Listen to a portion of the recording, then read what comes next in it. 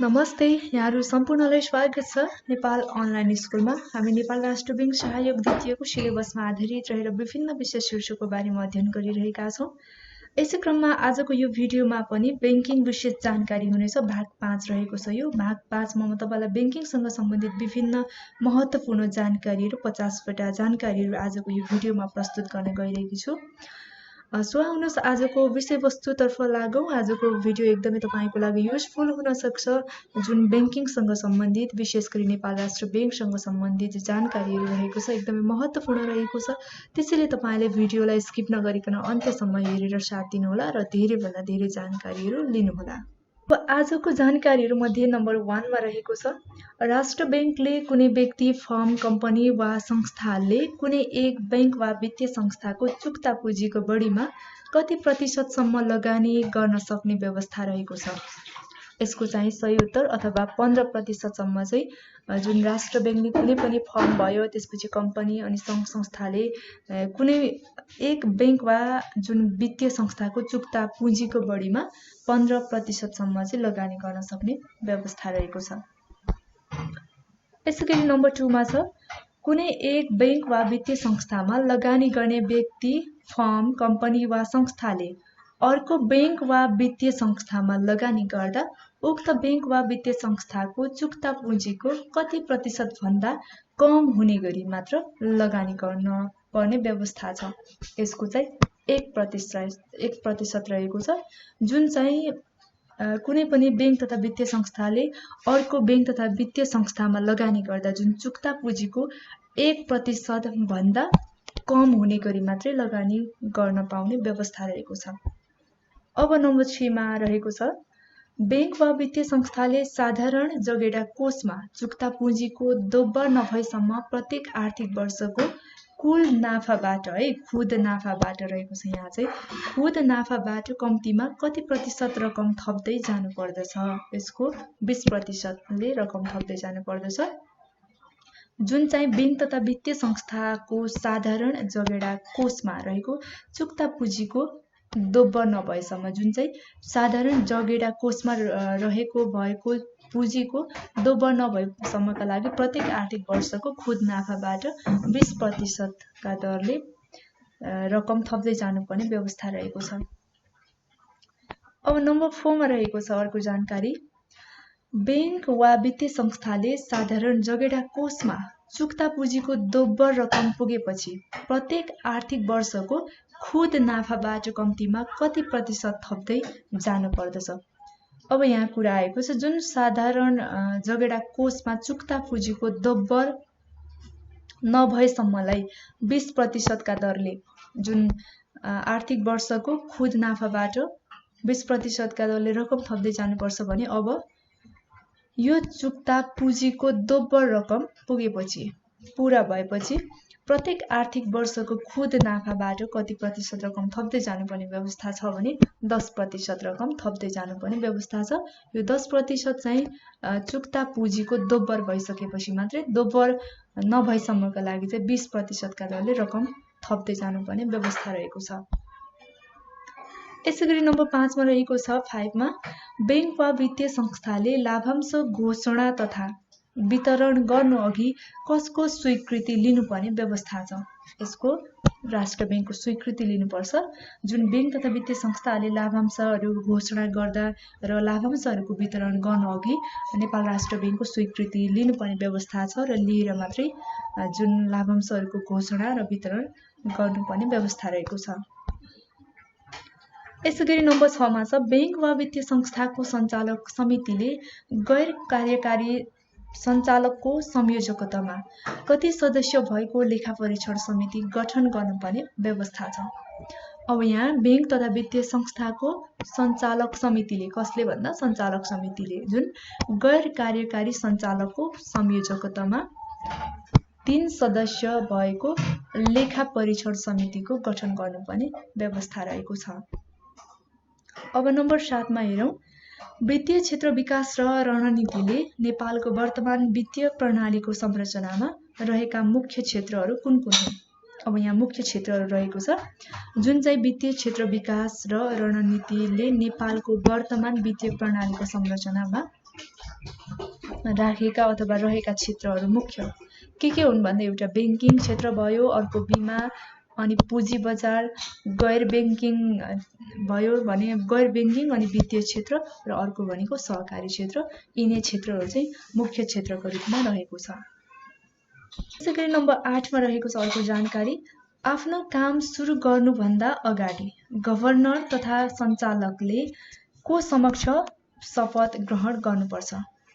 अब जुन यहाँ रहेको छ, आफ्नो काम सुरु गर्नुभन्दा अगाडि गभर्नरले र अथवा सञ्चालकले को समक्ष शपथ ग्रहण गर्नुपर्छ भन्दा प्रधान न्यायाधीश वा निजले तोकेको न्यायाधीश समक्ष चाहिँ गभर्नर र सञ्चालक समितिले शपथ ग्रहण गर्नुपर्ने व्यवस्था रहेको छ। त्यसैगरी नम्बर 9 मा रहेको छ अर्को जानकारी, गभर्नरले डेपुटी गभर्नर पदमा नियुक्तिको लागि सिफारिस गर्दा कतिजनाको नामावली सिफारिस गर्नुपर्दछ। अब यसको चाहिँ रहेको छ यहाँ कतिजनाको भन्दा जुन रिक्त पदको दोब्बर सङ्ख्यामा रिक्त रहेको पद कति छ त्यसको दोब्बर सङ्ख्यामा चाहिँ जुन गभर्नरले डेपुटी गभर्नर पदमा नियुक्तिको लागि सिफारिस गर्दा नामावली चाहिँ रिक्त पदको दोब्बर सङ्ख्यामा सिफारिस गर्ने गर्दछ। अब नम्बर 10 मा रहेको छ वित्तीय क्षेत्र विकास रणनीतिको दूरदृष्टि लेख्नुहोस् अथवा वित्तीय क्षेत्र विकास रणनीतिको दूरदृष्टि के रहेको छ भन्दा फराकिलो आर्थिक वृद्धिमा योगदान पुर्याउने प्रभावकारी कुशल समावेशी तथा स्थायित्वपूर्ण वित्तीय क्षेत्र रहेको छ, जुन चाहिँ वित्तीय क्षेत्र विकास रणनीतिको दूरदृष्टि हो। यसैगरी नम्बर 11 मा छ माल वस्तु स्टकको भोगाधिकार सम्बन्धित ऋणीमै कायम राखी सोको धितोमा बैंक वा वित्तीय संस्था र ऋणी बीच सम्झौता भई प्रवाह गरिएको कर्जालाई के भनिन्छ।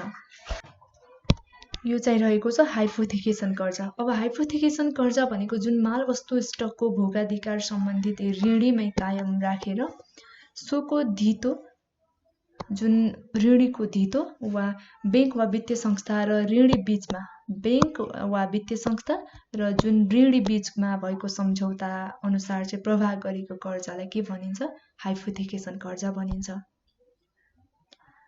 यसैगरी 12 नम्बरमा रहेको छ बैंक तथा वित्तीय संस्था सम्बन्धी ऐन 2073 ले बैंक तथा वित्तीय संस्था सम्बन्धी ऐन 2073 अनुसार बैंक तथा वित्तीय संस्थाको शेयरमा स्वामित्व भएको व्यक्तिलाई के भनिन्छ, शेयर धनी भनिन्छ। जुन चाहिँ बैंक तथा वित्तीय संस्था सम्बन्धी ऐन 2073 मा उल्लेख रहेको छ बैंक तथा वित्तीय संस्थाको शेयरमा स्वामित्व भएको व्यक्तिलाई शेयर धनी भनिन्छ।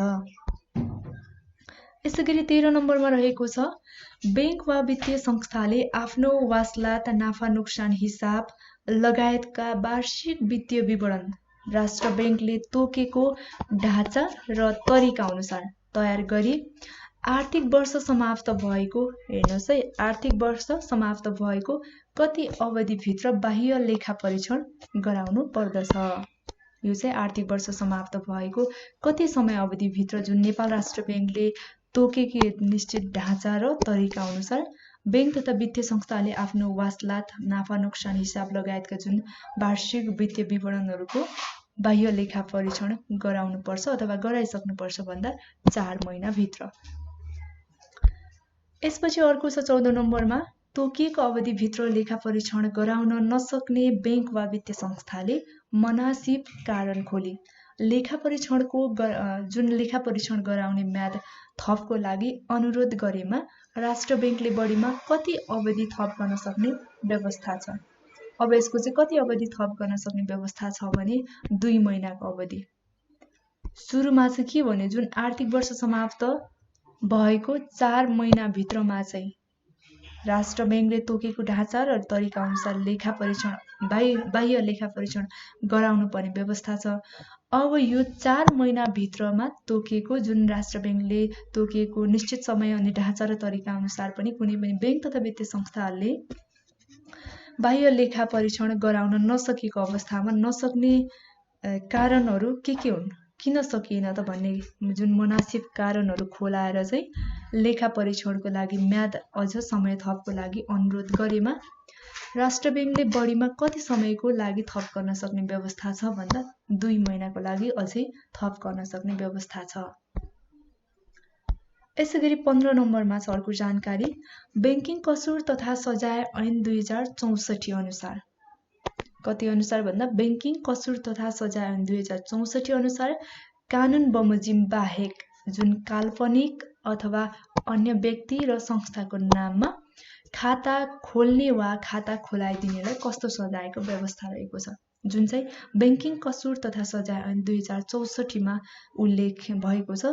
र यो बाहेक जुन कानुनको दायरा भन्दा बाहेकका अथवा कानुनको बमोजिम नभएको, कानुनको नियम बमोजिम नभएको गैर कानुनी रूपमा काल्पनिक कल्पना गरिएका त्यसैगरी अन्य व्यक्तिहरू भयो र अन्य यस्तै कल्पना गरिएका अन्य व्यक्ति र संस्थाहरूको नाममा खाता खोल्ने र खोलाइदिने जुन व्यक्ति र संस्थाहरूलाई चाहिँ कस्तो सजाय हुन सक्छ भन्दा बिगो भराई बिगो खुलेमा बिगो बमोजिमको जरिवाना र 3 महिनासम्मको कैद हुन सक्ने व्यवस्था रहेको छ, जुन चाहिँ बैंकिङ कसुर तथा सजाय ऐन 2064 मा उल्लेख छ।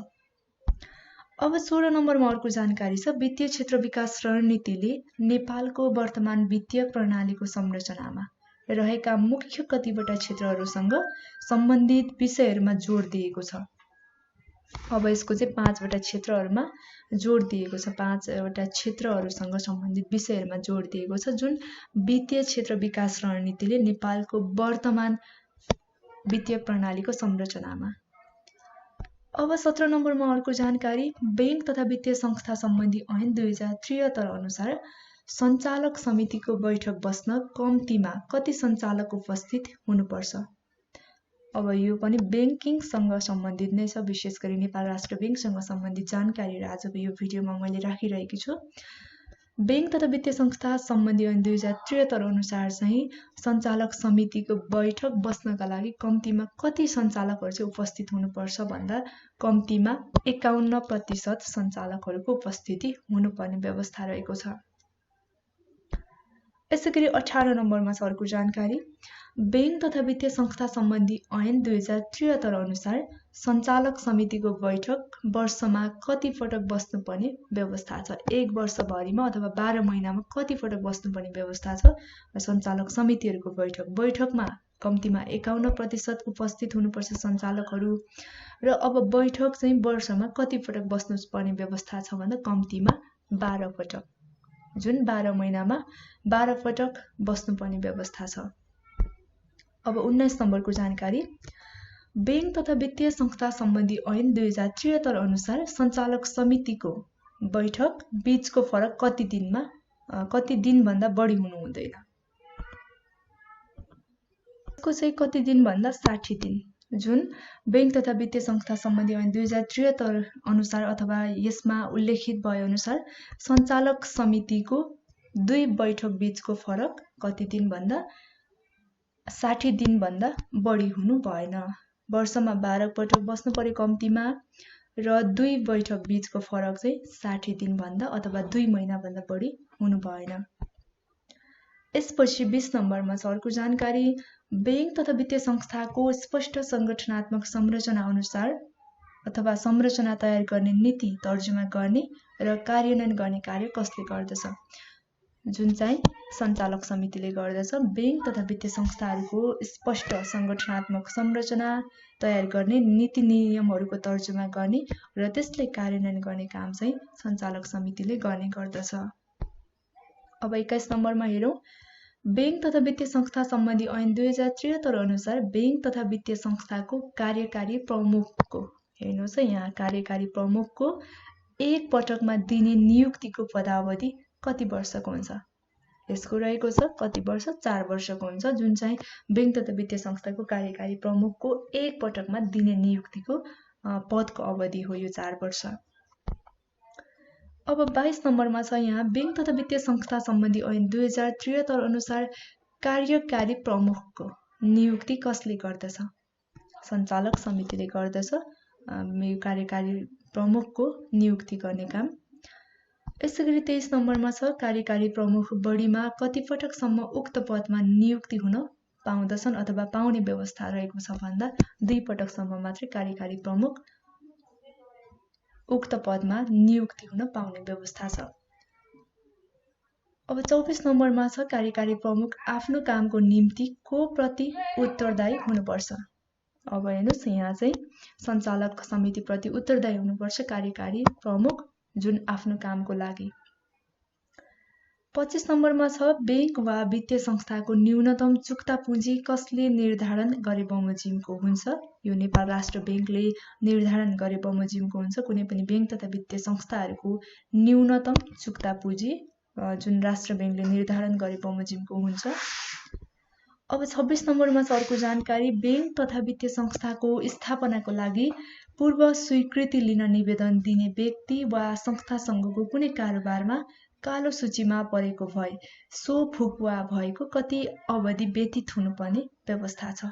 यसको चाहिँ 3 वर्षको अवधि व्यतीत हुनुपर्ने व्यवस्था छ। जुन कुनै पनि बैंक तथा वित्तीय संस्थाहरूको स्थापनाका लागि पूर्व स्वीकृति लिनका लागि निवेदन दिने व्यक्ति अथवा सङ्घ संस्थाहरू कुनै कारोबारको कारणले गर्दा कालो सूचीमा परेको भएमा त्यो सूचीमा जुन कालो सूचीमा परेको फुकुवा भएको जम्मा 3 वर्ष व्यतीत भएको हुनुपर्छ।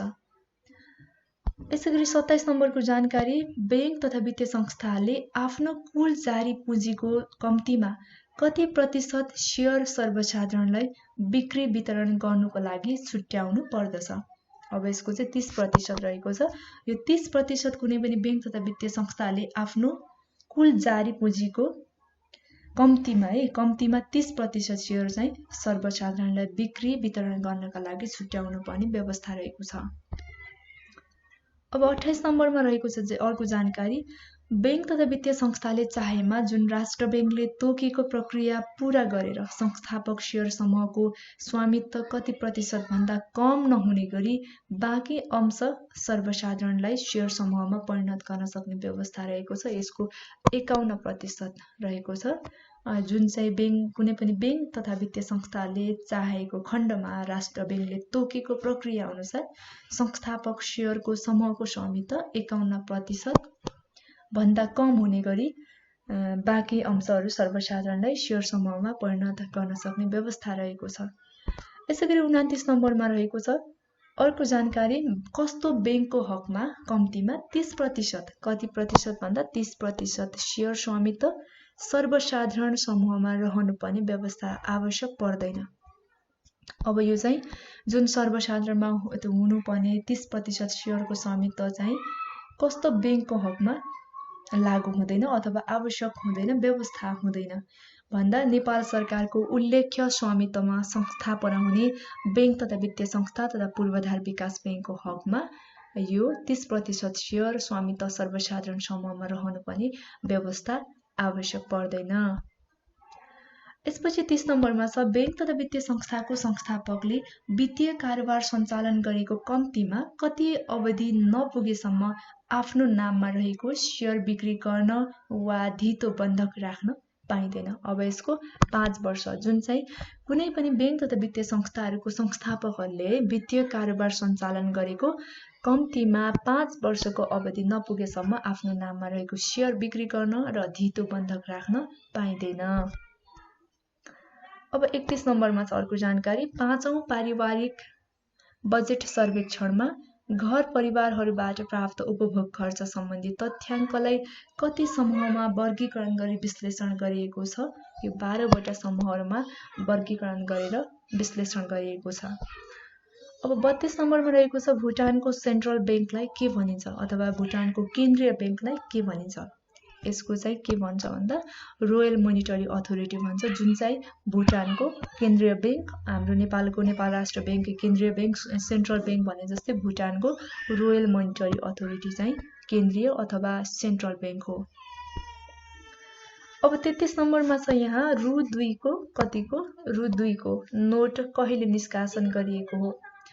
यसको चाहिँ रहेको छ कति भन्दा विक्रम सम्वत 2038 साल वैशाख 4 गते जुन रु 2 को नोट निष्कासन गरिएको हो।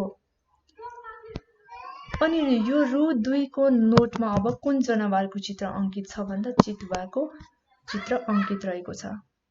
यसैगरी 35 नम्बरमा छ भारत सरकारले रु 500 र 1000 दरको भारतीय मुद्राको अमौद्रिकीकरण कहिले गर्यो भन्दा 8 नोभेम्बरमा गर्यो, जुन भारत सरकारले 500 र 1000 दरको भारतीय नोटहरूको अमौद्रिकीकरण गरेको हो यो 8 नोभेम्बरमा। त्यसपछि तराई क्षेत्रको आधारित मूल्य सूचकाङ्क कहिलेदेखि प्रकाशन गर्न सुरु गरियो स्टार्ट गरियो भन्दा विक्रम सम्वत 2019 देखि जुन तराई क्षेत्रको आधारित मूल्य सूचकाङ्कहरू चाहिँ प्रकाशन गर्न सुरु भयो। पहाडी क्षेत्रको आधारित मूल्य सूची कहिलेदेखि प्रकाशन गर्न सुरु भयो भन्दा 2020 देखि विक्रम सम्वत, तराई क्षेत्रको चाहिँ विक्रम सम्वत 2019 देखि र पहाडी क्षेत्रको चाहिँ विक्रम सम्वत 2020 देखि जुन यो आधारित मूल्य सूची अथवा सूचकाङ्क चाहिँ प्रकाशन गर्न सुरु गरिएको हो। अब 38 नम्बरमा छ यहाँ अर्को जानकारी, भारित मूल्य सूचकाङ्क जुन वेटेड प्राइस इन्डेक्सको प्रकाशन कहिलेदेखि सुरु गरियो भन्दा विक्रम सम्वत 2029-30 देखि चाहिँ सुरु गरेको हो। अब 39 मा छ पाँचौं पारिवारिक बजेट सर्वेक्षणमा नमुना घर परिवार छनौटको लागि कुन विधि प्रयोग गरिएको थियो? जुन पाँचौं पारिवारिक बजेटको सर्वेक्षणमा नमुनाको लागि नमुना घर परिवार छनौटको लागि चाहिँ कुन विधिको प्रयोग गरिएको थियो? 3 स्टेज स्ट्र्याटिफाइड स्याम्पलिङ, जुन चाहिँ पाँचौं पारिवारिक बजेट सर्वेक्षणमा जुन नमुना घर परिवार छनौटको लागि प्रयोग गरिएको विधि थियो। अब 40 नम्बरमा छ अर्को जानकारी, पाँचौं पारिवारिक बजेट सर्वेक्षणमा तथ्याङ्क सङ्कलनका लागि कुन विधिको प्रयोग गरिएको थियो? अब यहाँ चाहिँ तथ्याङ्क सङ्कलनका लागि प्रयोग गरिएको विधि, यसको कुन विधि भन्दा हाउस होल्ड डायरी मेथड रहेको छ, जुन चाहिँ पाँचौं पारिवारिक बजेट सर्वेक्षणमा तथ्याङ्क सङ्कलनका लागि प्रयोग गरिएको विधि थियो। अब 41 नम्बरमा छ वित्तीय क्षेत्र विकास रणनीतिले कुनै बैंक वा वित्तीय संस्थाको शाखाबाट, हेर्नुहोस् है, अब वित्तीय क्षेत्र विकास रणनीतिले कुनै पनि बैंक वा वित्तीय संस्थाको केबाट शाखाबाट ब्रान्चबाट 30 मिनेटको दूरीमा बसोबास गर्ने जनसङ्ख्या आर्थिक वर्ष 2067-68 मा 39% रहेकोमा आर्थिक वर्ष 2077-78 मा कति पुर्याउने लक्ष्य लिएको छ भन्दा 50% पुर्याउने लक्ष्य लिएको छ, जुन कुनै पनि बैंक तथा वित्तीय संस्थाहरूको शाखाबाट 30 मिनेटको दूरीमा बसोबास गर्ने जनसङ्ख्याको प्रतिशत यो आर्थिक वर्ष 77-78 मा 50% पुर्याउने लक्ष्य लिएको छ। यो चाहिँ वित्तीय क्षेत्र विकास रणनीतिले लिएको लक्ष्य हो। अब 42 नम्बरमा छ विनिमय बिलमा जम्मा कति पक्ष संलग्न हुन्छन्? 3 पक्ष संलग्न हुन्छ। नेपाल राष्ट्र बैंकमा हाल कतिवटा महाशाखाहरू रहेको छ? 2वटा महाशाखाहरू रहेका छन्। त्यसपछि हायर पर्चेज लिजिङ हाउजिङ लगायतका कर्जा दिने कार्यक्रम कुन तहको बैंकले गर्ने गर्दछ भन्दा क वर्ग, ख वर्ग र ग वर्गका बैंकहरूले हायर पर्चेज लिजिङ हाउजिङ लगायतका कर्जाका कार्यक्रमहरूको जुन कार्यक्रमहरू चाहिँ दिने गर्दछ क, ख र ग वर्गका बैंकहरूले। यसपछि 45 मा छ वित्तीय क्षेत्र विकास रणनीतिले कार्यान्वयन समितिको बैठक कति समयमा बस्नुपर्ने व्यवस्था रहेको छ भन्दा कम्तीमा चौमासिक रूपमा भनेको जुन 4 महिनामा बस्नुपर्ने व्यवस्था रहेको छ। नेपाल राष्ट्र बैंकले काठमाडौँ उपत्यकाबाट पाक्षिक रूपमा 15वटा उपभोग्य वस्तुहरूको मूल्याङ्कन मूल्य सङ्कलन गरी अभारित मूल्य सूचकाङ्क भनेको अनवेटेड प्राइस इन्डेक्स कहिलेदेखि प्रकाशन गर्न थालेको भन्दा विक्रम सम्वत 2014 सालदेखि हो। यसैगरी बैंक तथा वित्तीय संस्था सम्बन्धी ऐन 2073 अनुसार बैंक तथा वित्तीय संस्थाको शेयर पुँजीको विभाजित अंशलाई के भन्छ भन्दा शेयर भनेर भनिन्छ। नेपाल राष्ट्र बैंकको वार्षिक बजेट तथा कार्यक्रम कसले स्वीकृत गर्दछ? सञ्चालक समितिले स्वीकृत गर्दछ। नेपाल राष्ट्र बैंकको वार्षिक बजेट र कार्यक्रम सञ्चालक समितिले स्वीकृत गर्ने गर्दछ। अब 49 मा छ 1 वर्ष भन्दा कम अवधिका लागि जुन सरकारले निष्कासन गरेको ऋण पत्रलाई के भनिन्छ? ट्रेजरी बिलको बारेमा हामी अघिल्लो भिडियोहरुमा नै छलफल गरिसकेका छौं। यो चाहिँ जुन नेपाल राष्ट्र बैंकबाट अथवा सरकारले निष्कासन गर्ने ट्रेजरी बिल अथवा ऋण पत्र हो। यो चाहिँ 28 दिनको नर्मली अहिले युजमा छैन। त्यसपछि भनेको अर्को भनेको 182 दिनको र 364 दिनको हुन्छ यो ट्रेजरी बिल। अब 50 नम्बरमा छ यहाँ अर्को जानकारी, नेपालमा नै पहिलो पटक बैंकिङ सर्भिस रोबोटबाट सुरुवात गर्ने पहिलो बैंक कुन हो? यसको सही उत्तर अथवा यो बैंक भनेको नेपाल एसबीआई बैंक हो, जुनले चाहिँ नेपालमा नै पहिलो पटक बैंकिङ सर्भिस जुन रोबोटबाट सुरु गरेको थियो।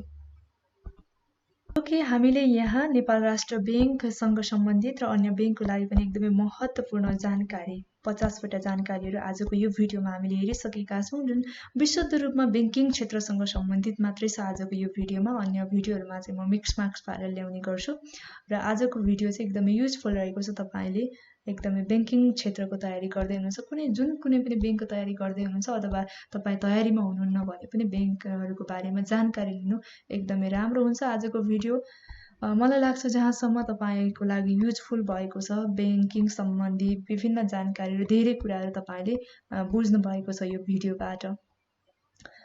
र आजको भिडियो तपाईलाई कस्तो लाग्यो सल्लाह सुझावहरू दिँदै गर्नुहोला। आगामी दिनमा हामी नेपाल राष्ट्र बैंकको सहायक द्वितीयको सिलेबसमा आधारित रहेर चाहिँ विभिन्न जानकारीहरू लिएर आउनेछौँ। बाँकी जानकारीहरू नयाँ टपिकमा आधारित जानकारीहरू भिडियोहरू हामी निरन्तर रूपमा ल्याउनेछौँ तपाईको माझमा। र आजको भिडियो यति नै। अर्को भिडियोमा फेरि पनि भेट्नेछु तपाईसँग र तपाईले भिडियो हेरेर साथ दिनु भएको छ। तपाईको अमूल्य समयको लागि धेरै धेरै धन्यवाद। हवस् त, नमस्कार।